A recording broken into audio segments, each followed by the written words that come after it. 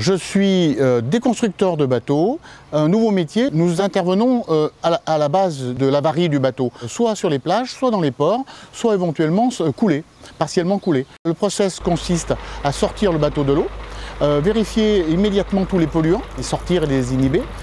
Ensuite, procéder au démantèlement du bateau, pièce par pièce, moteur par moteur, mécanique par mécanique, afin de pouvoir isoler, je dirais, tous les composants du bateau. Nous procédons au tri sélectif. Il est très important de faire très attention à l'environnement. Au niveau des hydrocarbures, avoir en permanence des systèmes de pompage et d'absorption pour éviter la pollution des sols et avoir une rigueur et la vigilance de toutes les minutes concernant la déconstruction du bateau. Et ce qui m'a motivé en tant que déconstructeur, c'est en fait la création de nouveaux métiers qui n'existaient pas du tout. On s'est aperçu de ça en voyant le nombre de bateaux qui étaient abandonnés et on a décidé d'étudier, trouver des solutions, apporter des solutions, créer, je dirais, un concept et puis créer une nouvelle profession avec des techniciens formés à la déconstruction et à la sécurité, je dirais, du démantèlement des bateaux.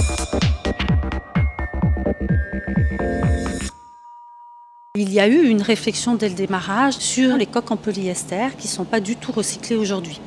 Il y a différentes pistes.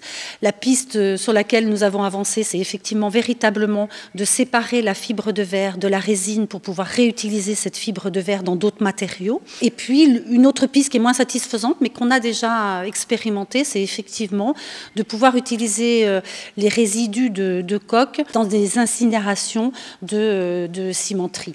En tous les cas, l'idée, c'était de se dire, on va jusqu'au bout. On a un matériau qui peut être encore noble et qui peut être utilisé. Comment on s'empare de ça et comment on réfléchit. Ça fait partie effectivement de la démarche du développement durable de notre entreprise. J'ai mis au point ce process de recyclage puisque nous sommes, je dirais, cousins de la déconstruction automobile avec les mêmes lois, avec les mêmes rigueurs et les mêmes obligations.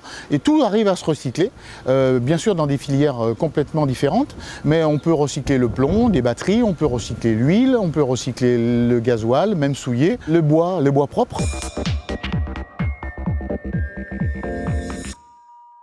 Nous, AFPA, allons créer une formation à la déconstruction nautique. Avant déconstruction même, la récupération de tout ce qui est valorisable. Nous avons tout le gréement, tout l'accastillage de pont. C'est soit des matériaux très nobles comme le bronze chromé, ou plus simplement comme l'inox. Si nous avons des bateaux métalliques, donc acier ou aluminium, on valorise les tôles, les membrures, les cornières, les élongis, etc. Le rôle des stagiaires sera plus un rôle d'expert. Un moteur, c'est peut-être ce qu'il y a de plus significatif.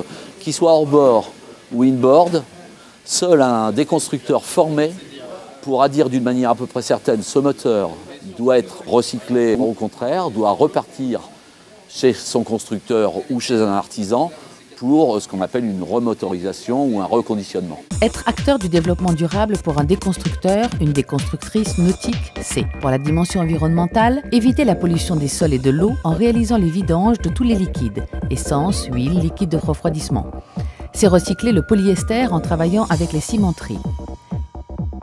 Pour la dimension économique, c'est valoriser tous les éléments de gréement et d'accastillage en démontant tous les éléments.